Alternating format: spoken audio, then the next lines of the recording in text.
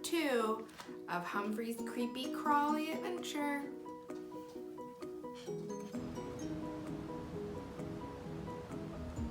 He's going home with Gail. Let's see what happens. The great outdoors. Humphrey. Oh no, he's not going home with Gail. Sorry, he's going home with Heidi. Humphrey, we're going on an adventure. Heidi told me in the car on the way home. Yippee! What are we doing? I asked. I hoped Heidi could understand me, but I knew that all she heard was squeak, squeak, squeak. We're camping outside, she said. It's finally warm enough. Maybe she understood me after all.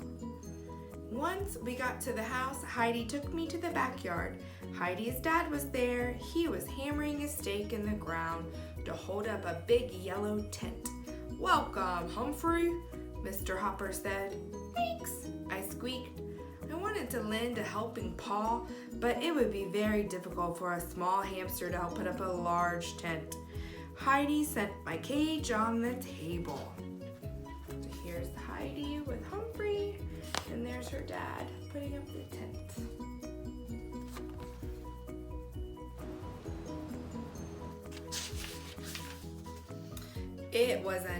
It was nice to feel the breeze in my fur, and it smelled all kinds of interesting smells, like pine trees and roses. After a while, I heard a familiar voice ask, "Is Humphrey here?" It was Miranda, who is also in room 26. Her name is Miranda Golden. That's a familiar last name we know. But because she has golden hair, I call her Golden Miranda. We're having a camping night, I squeaked. Speak Up Saya, who is a quiet girl, also came into the backyard. I'm so glad you can be with us, Humphrey, she said in her soft, sweet voice. Then Gail arrived too. Is Humphrey going to sleep in the tent with us? She asked. Yes, Heidi said. Eek, I squeaked.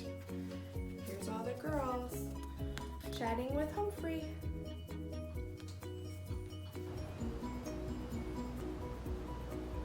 To all kinds of houses and apartments on my weekend outings, but I have never slept outside before.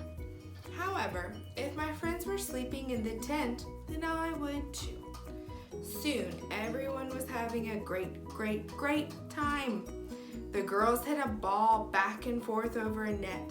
Heidi's mom and dad cooked burgers on the grill. When it was time to eat, Miranda and Saya came over to my cage and gave me celery sticks and carrots. They tasted hamster terrific. Then the girls toasted marshmallows over the fire. They looked ooey gooey, but they didn't look like something a hamster would like. Here's Humphrey watching the girls toast their marshmallows. There was so much going on. I hardly noticed that it was growing dark. Look up, Mrs. Hopper said to everyone. Pet hamsters don't spend a lot of time outdoors. We spend even less time outdoors at night. So when I looked up, I was amazed to see a sky full of twinkling stars. We studied stars in school, but I never knew they could be so bright. Mrs. Hopper pointed out that some stars were grouped together and made little pictures. It was unsqueakably hard to see the pictures at first. I see the Big Dipper, Miranda shouted, pointing at the sky. See the long handle with the scoop at the end? I see it too, Gail said. I stared and stared, and then I saw it too. That bright star is the North Star, Saya said. And Mars is the red-looking planet, Heidi's mom said. I'd heard a story about green men from Mars invading Earth, so I was a little worried. But when I saw it twinkling, it looked like a very friendly planet. Then Heidi's dad said, let's go for a hike. Where will we go? Heidi asked. Mr. Hopper smiled and handed each girl a flashlight. "Oh, it will be a long hike all around the yard," he said. Miranda put me in my hamster ball and set it on the ground. "Let's look for night crawlers," Mr. Hopper said. "What are they?" Heidi asked. "Worms," Mr. Hopper replied. "Ew," Gail said. "They sound creepy and crawly," Miranda said. "Worms won't hurt you," Mr. Hopper explained. "They help the soil." I crossed my toes and hoped he was right. He led the girls back to the back of the yard. I rolled through the grass with them. Mr. Hopper handed the girls long sticks. "You might have to dig around a little to find them." Gail giggled nervously. I was feeling a little nervous too. Then Heidi shouted, "I found some!"